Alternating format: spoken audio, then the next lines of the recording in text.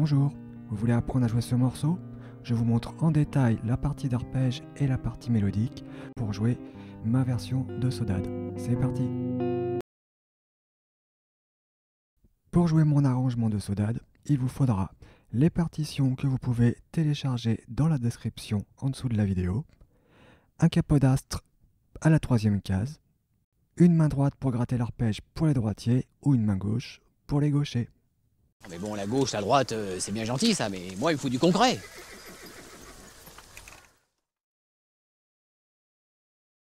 Commençons d'abord par les positions d'accords. Il y en a 4 au total, comme les 4 doigts de la main. Le premier accord, c'est le La mineur. Donc le La mineur, index sur l'avant-dernière corde case 1 et le majeur et l'annulaire case 2.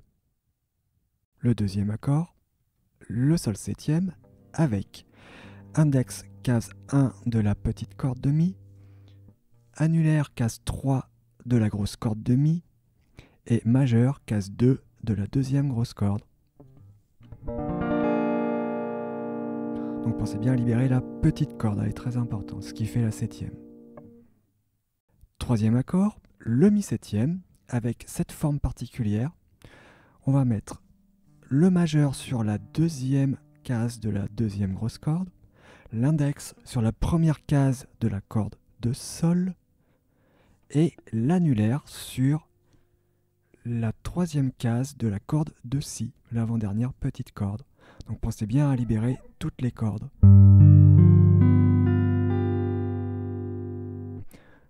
Donc l'avantage c'est que ici, cette note-là, c'est la septième qui est mise dans les aigus, donc on l'entend bien.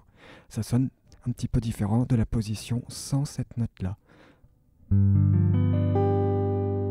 Avec le petit doigt, vous entendez, il y a quelque chose qui se passe dans les aigus. Quatrième position, c'est quasiment la même que la troisième position, c'est un Mi septième basse de Si, c'est-à-dire un renversement de Mi septième. La seule différence, c'est que la grosse corde ici, on ne va pas la gratter, on va la bloquer. Donc vous faites toujours la même position, majeur sur la deuxième case, deuxième grosse corde, index sur la corde de Sol, première case, petit doigt sur la troisième case de l'avant-dernière petite corde, et cette fois-ci, vous venez avec votre majeur qui est sur la deuxième case de la deuxième grosse corde, toucher par en dessous la grosse corde pour la bloquer. Vous pouvez aussi prendre votre pouce qui va venir la toucher par le dessus. Donc dès que la chair de votre pouce touche la corde, ça suffit. Elle est bloquée, donc on va pouvoir gratter les accords sans gratter la grosse corde. Pour vous entraîner à enchaîner les accords, vous pouvez par exemple prendre le rythme que je vous ai marqué ici. Donc on voit qu'il n'y a que de la double croche et qu'il y a des tenues ici et des tenues de rythme ici. On va couper le rythme en deux parce qu'en fait la deuxième moitié du rythme est exactement identique à la première moitié du rythme qui est ici. Je vous ai mis les flèches pour gratter ce rythme-là. Donc je prends le La mineur et je vais gratter un coup en bas, un coup en haut, en bas, en haut. Ici, je vais redescendre mon mouvement, mais sans toucher mes cordes. Je remonte, je gratte, je descends, je gratte, et je remonte, je gratte. Donc ça va faire, soit au doigt, soit au médiator, bas, haut, haut, je descends sans gratter, je remonte en grattant, je descends en grattant, je remonte en grattant, et je fais exactement le même mouvement pour la deuxième partie de la mesure. Donc en entier, ça va faire ça.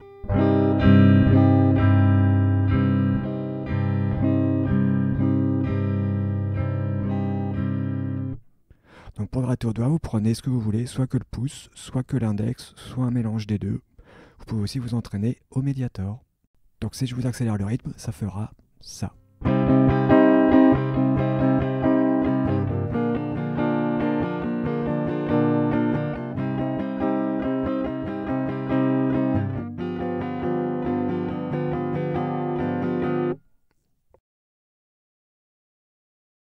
Pour effectuer la formule d'arpège à appliquer, on prend la position de base de l'arpège avec. Donc vous voyez votre main droite, celle qui va gratter les cordes pour les droitiers. Nous avons donc le pouce que je noterai l'index grand I, le majeur grand M, l'annulaire grand A et auriculaire petit a, mais on ne l'utilisera pas dans cette formule d'arpège. Donc la formule, c'est que le pouce va gratter une des trois grosses cordes, il va s'occuper d'une des trois grosses cordes, l'index va s'occuper de la corde de sol, celle-ci, le majeur va s'occuper de l'avant-dernière petite corde, la corde de si, et l'annulaire va s'occuper de la petite corde, la corde de mi aigu, et le pouce, donc une des trois grosses cordes. Si vous n'avez jamais fait d'arpège, vous pouvez aller voir la vidéo que j'ai fait sur la technique de l'arpège pour les débutants, afin de vous familiariser et de vous entraîner. Vous avez le lien en haut à gauche de la vidéo ou en bas dans la description. Donc sur la partition, nous avons un arpège en la mineur, un arpège en sol septième, un arpège en la mineur de nouveau et une mesure avec mi septième, basse de si. Et ça va être tout le long du morceau comme ça. Donc nous allons voir d'abord la mesure de la mineur. La voici. Donc arpège de la mineur, on fait l'accord complet de la mineur et on va venir gratter toutes les notes qui sont indiquées dans l'ordre de gauche à droite. Donc la formule, je vous l'ai remise ici, P pour le pouce qui va s'occuper donc de la deuxième grosse corde à vide, ici. Ensuite pour la deuxième note, le 1, on va prendre le majeur, la case 2 de la troisième note, l'index, la petite corde à vide ici qui est tenue, l'annulaire, etc., etc. Donc je vous ai remis sur la mesure de la mineure ici, la formule de la main droite ici. Donc je vous fais voir, je me mets en la mineur, je vais mettre index majeur annulaire sur une des trois petites cordes respectives, et le pouce va s'occuper donc de la deuxième grosse corde. Et donc je vais gratter pouce, majeur, index, annulaire, majeur, index, majeur, et je répète pouce, majeur, index, annulaire, majeur, index et majeur.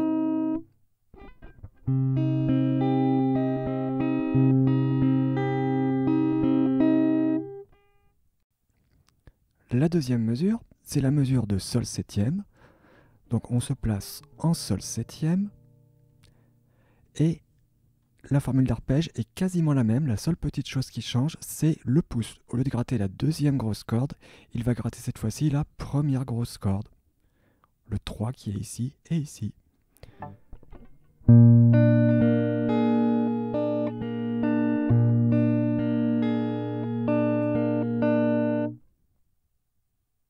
La dernière mesure que l'on aura besoin, c'est mi septième, basse de si. Donc là, l'arpège, il est un peu différent. Au lieu de gratter les trois petites cordes avec avec majeur, index, annulaire, on va gratter la corde de si, la corde de sol et la corde de ré. Donc ça contrevient un petit peu à ce qu'on a dit au début sur la règle de base, que le pouce s'occupait des trois grosses cordes. Là, on va décaler les trois doigts, index majeur, annulaire, d'une corde plus haut. Donc au lieu d'être sur les trois petites, je remonte d'une corde un petit peu au-dessus. Et donc là, on va gratter pouce, majeur, index, annulaire, majeur, index, majeur, et je répète en décalant le pouce cette fois-ci, pouce, majeur, index, annulaire, majeur, index et majeur. Une autre formule d'arpège pour cette mesure-là, on va cette fois-ci garder la règle de base que l'on a dit au début. Donc à savoir que le pouce va s'occuper exclusivement des trois grosses cordes. Du coup, nos trois doigts, l'annulaire devient caduque, on va devoir utiliser que l'index et le majeur sur la corde de si que vous voyez ici, pour les 1, et puis pour les 3, le majeur. Et le pouce lui s'occupe bien de la grosse corde, de la deuxième et de la troisième avec tous les zéros à vide.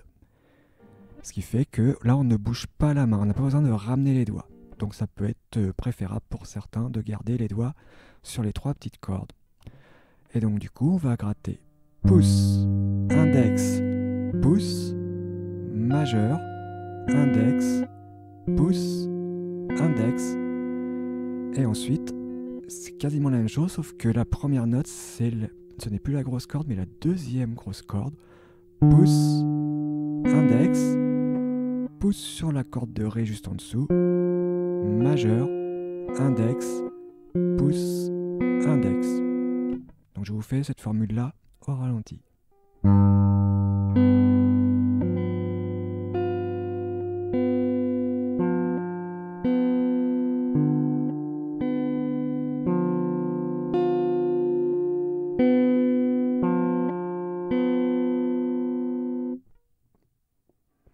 Donc vous prenez la formule qui vous convient le mieux, soit celle-ci avec le pouce qui s'occupe des 3 grosses cordes, soit celle-ci avec le pouce qui s'occupe des 2 grosses cordes et les 3 doigts qui viennent chercher la corde de Ré, de Sol et de Si. Il faut tester pour savoir laquelle vous convient le mieux. Sur la partition, nous pouvons voir que nous avons joué la première guitare qui fait les arpèges. Et maintenant, on va s'atteler à la deuxième guitare qui est aussi en capot 3 pour faire la mélodie qui accompagne l'introduction. Donc, je vous l'ai retranscrit ici toute seule pour que ce soit plus lisible. Au niveau du rythme, on peut voir qu'il y a des doubles croches, une ici, etc. Et des croches pointées ici, ici, etc. Nous avons aussi une blanche ici, une noire pointée, un petit quart de soupir qui équivaut à une double croche, mais c'est du silence, et une double croche toute seule encore ici. Donc pour compter ce rythme-là, le plus simple, ça va être de compter avec le rythme le plus court. Le rythme le plus court de ce rythme-là, c'est la double croche. Et on va compter tous les rythmes par rapport à cette unité de double croche. On va faire ce qu'on appelle un comptage à la double croche. Concrètement, c'est quoi? Donc, ici, nous avons une noire. On reconnaît le symbole de la noire. Dans une noire, on peut caser 2 croches. Donc, nous avons une croche ici et une croche ici. Ça fait bien 2 croches au total. Et dans chaque croche, on peut mettre 2 doubles croches. Nous avons une double croche ici, une autre double croche ici. Et pour la deuxième croche qui se trouve ici, on peut aussi la subdiviser en 2 doubles croches. Donc ce qu'il faut retenir, c'est que dans une noire, nous avons 2 croches et 4 doubles croches. Donc quand je divise ma noire en 2, ça me donne 2 croches. Et quand je divise ma noire en 4, ça me donne 4 doubles croches. Donc ça vous donne des rapports de rythme. Une noire est aussi longue que 2 croches ou que 4 doubles croches. Ou si vous voulez, dans une noire, on a le temps de faire 4 doubles croches ou 2 croches. Bien sûr, les croches et les doubles croches sont équivalentes entre elles. Une croche égale une croche et une double croche égale une double croche. Il n'y en a pas une qui est plus longue que l'autre. Donc à côté, je vous ai mis l'équivalent en silence. Donc l'équivalent de la noire, c'est le soupir. L'équivalent de la croche, c'est le demi-soupir. Et l'équivalent d'une double croche, c'est un quart de soupir. Donc on voit qu'on va retrouver ici une double croche. On appelle ça une anacrouse. C'est une petite note qui commence juste avant la mélodie. Nous avons une croche pointée.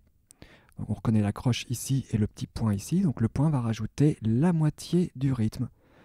Donc sur notre croche, on va rajouter la moitié de notre croche en plus, ce qui nous fait une croche et demie. Mais vu que c'est pas facile à compter, on va compter à la double croche.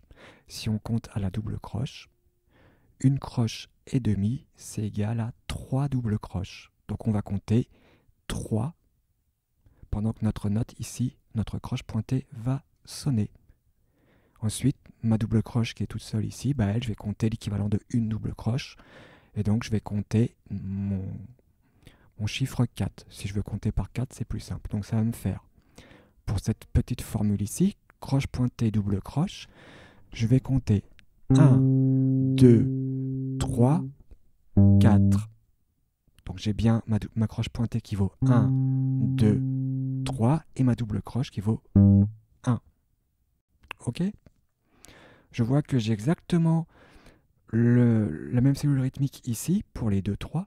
Donc j'ai toujours ma croche pointée qui vaut 3 doubles croches et ma double croche qui vaut une double croche.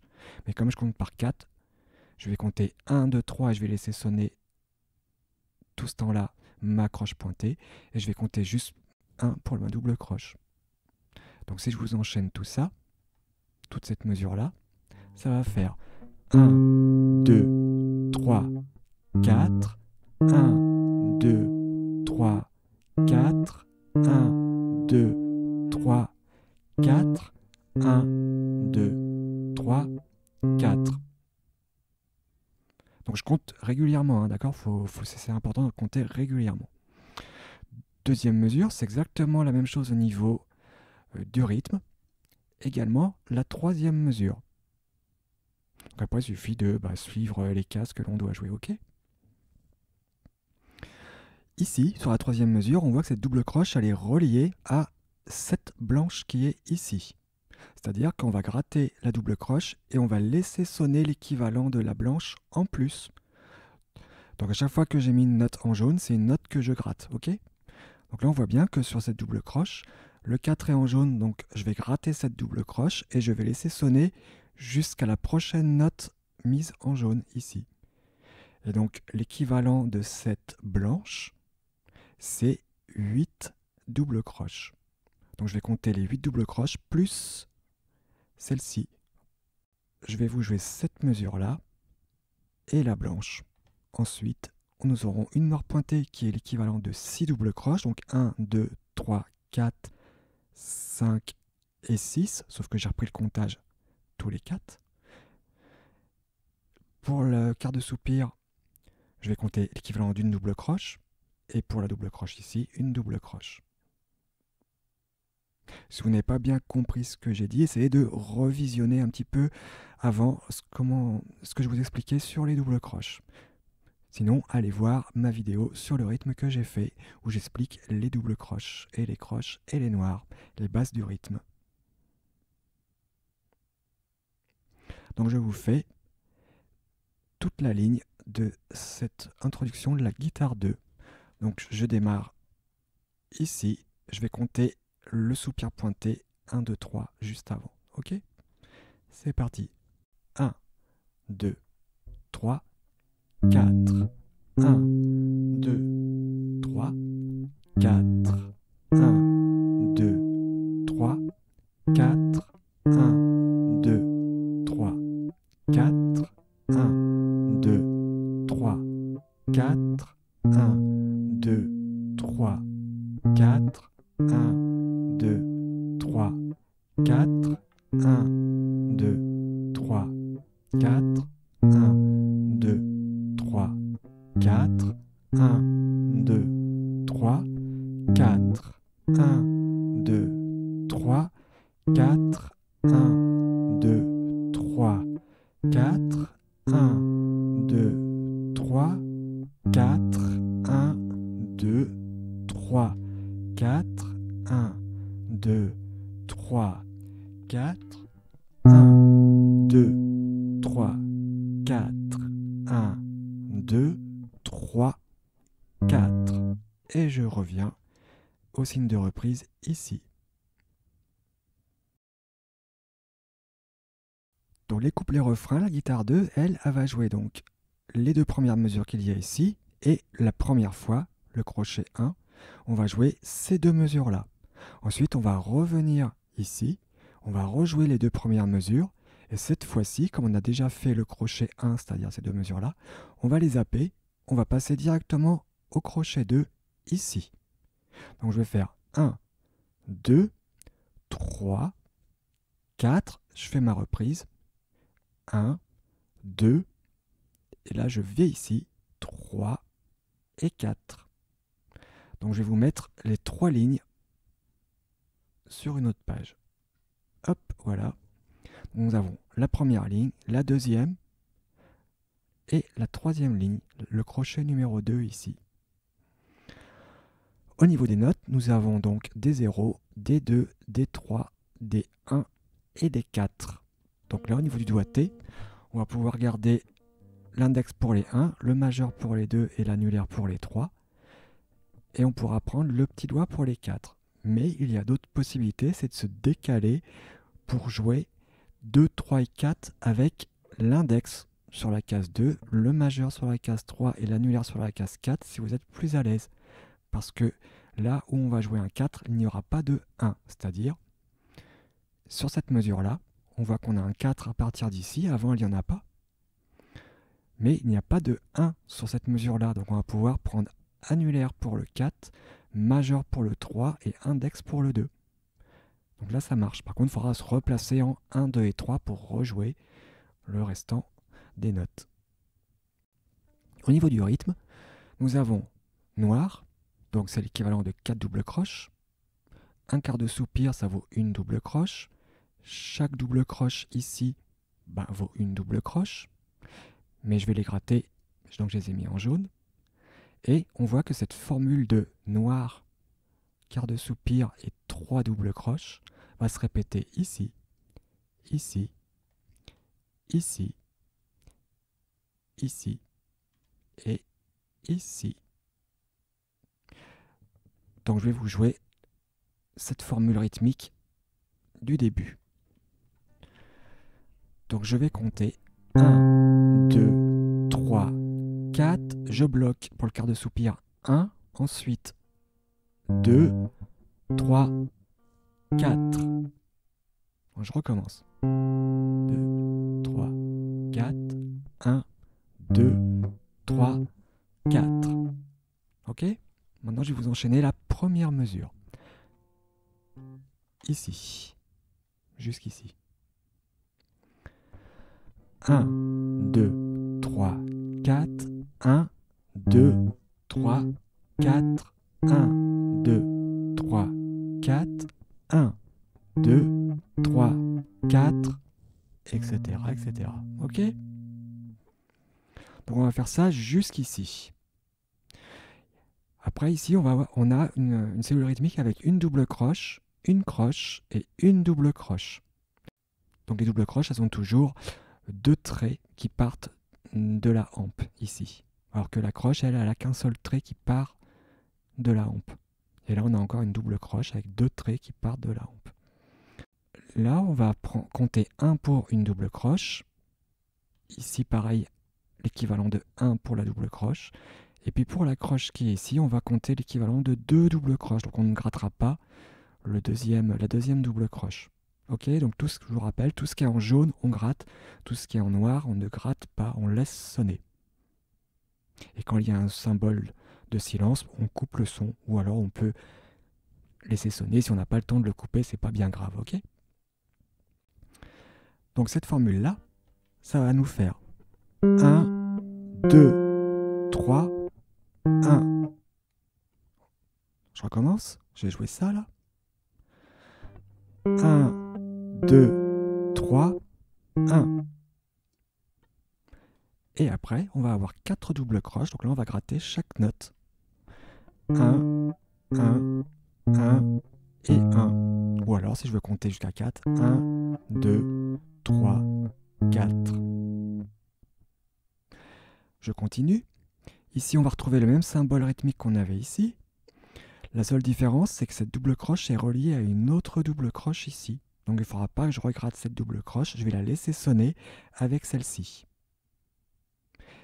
Et après, je vais retrouver une croche pointée. Donc là, c'est l'équivalent de 3 doubles croches. Donc je vais laisser sonner l'équivalent de 3 doubles croches. Et pour terminer, je vais retrouver, donc là il manque un trait sur la hampe. Donc c'est une croche pointée, donc c'est l'équivalent de 3 doubles croches. Et pour la double croche toute seule, c'est l'équivalent de 1. Et puis encore 4 doubles croches, donc 1, 1, 1 et 1. Donc je vous joue toutes ces deux mesures. 1, 2, 3, 4. 1, 2, 3, 4. 1, 2, 3, 4. 1, 2, 3, 4.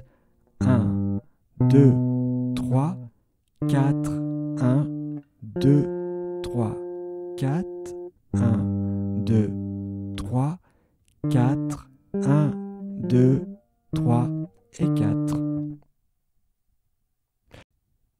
c'est bon, vous me suivez toujours? N'hésitez pas à revoir la vidéo et à couper s'il faut, hein. C'est toujours un petit peu délicat quand on commence à avoir des rythmes un peu comme ça. Donc n'hésitez pas à prendre des pauses et à revoir mon explication.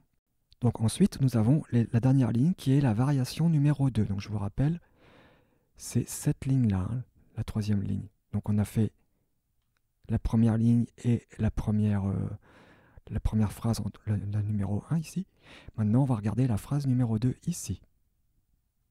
Donc on va retrouver au niveau rythmique quelque chose d'exactement identique à ce qu'on a vu ici. Hein, vous voyez bien, au niveau du rythme, c'est exactement le même rythme. Donc on ne va pas tout redécortiquer. On va juste regarder au niveau des notes ce qui se passe.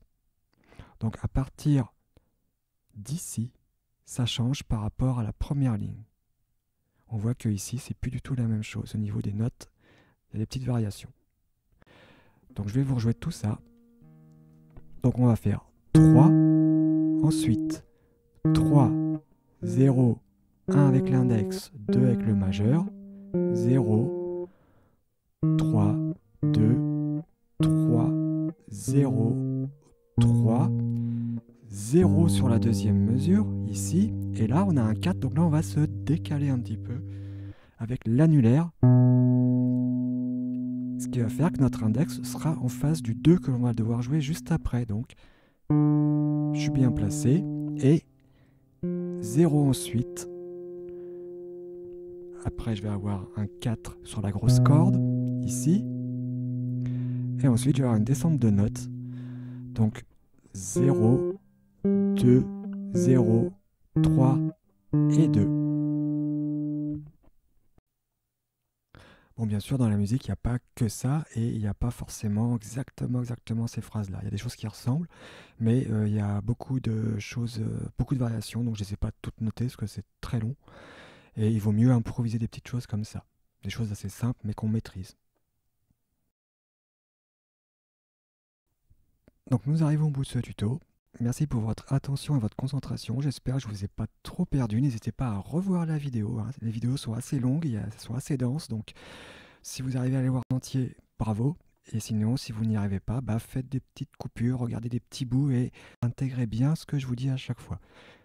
N'hésitez pas à revenir, à réécouter les explications. Travaillez chaque partie séparément et surtout lentement pour contrôler vos gestes et bien compter vos rythmes. Respectez bien les doigtés, index majeur annulaire, et puis l'affectation de chaque doigt de la main droite à une corde bien précise, donc pouce, index, majeur, annulaire, suivant la formule d'arpège que vous choisirez de travailler. Veillez aussi à faire les accords les plus propres possibles avec votre main gauche, car quand vous allez jouer en arpège, une note mal placée est vite arrivée. Donc faites attention à votre position main gauche et à votre position main droite. La gauche, la droite, là, moi j'aime pas ces trucs. Mais qu'est-ce que vous aimez pas? Ces conneries de gauche et droite, ça veut rien dire ces machins. Selon comment on est tourné, ça change tout. Travaillez aussi le plus en détente possible. Si vous êtes trop crispé, faites une petite pause. Sinon, plus vous êtes crispé, moins vous arriverez à jouer propre et vous allez très vite vous fatiguer. Ne cherchez pas la perfection, encore une fois, ça n'existe pas. Il y a toujours des notes qui passent à côté. Ce que vous entendez sur disque, c'est fait en studio, donc c'est rattrapé. Si vous avez des questions, comme d'habitude, n'hésitez pas à les poser dans les commentaires sous la vidéo. Si vous avez des problèmes techniques, n'hésitez pas, je suis là pour vous aider, donc je essaierai de répondre au mieux possible à votre problème. Si vous avez aimé ce morceau, vous pouvez laisser un pouce et vous abonner et partager pour aider la chaîne au référencement. Amusez-vous bien avec ce joli morceau et à bientôt pour une prochaine vidéo. Bon courage!